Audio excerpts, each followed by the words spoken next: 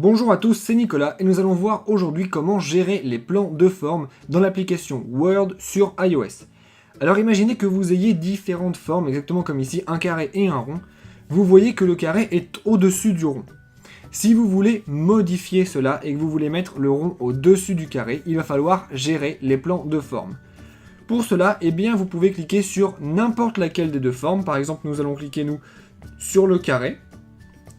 Lorsque nous allons cliquer sur le carré, nous allons être directement dans l'onglet Forme de notre ruban. Et tout à droite, nous allons avoir Réorganiser.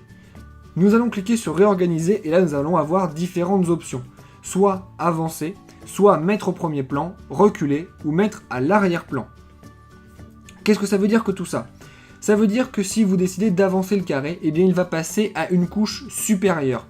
Si vous décidez de le reculer, comme par exemple ici, il va passer sous le rond qui est directement en dessous de lui. Si vous décidez de mettre au premier plan, peu importe le nombre de formes qu'il y a, le carré sera tout au-dessus directement, et si vous mettez à l'arrière-plan, au contraire, il sera directement tout en dessous. Là, nous allons simplement le reculer, et vous voyez que le rond passe maintenant effectivement au-dessus du carré.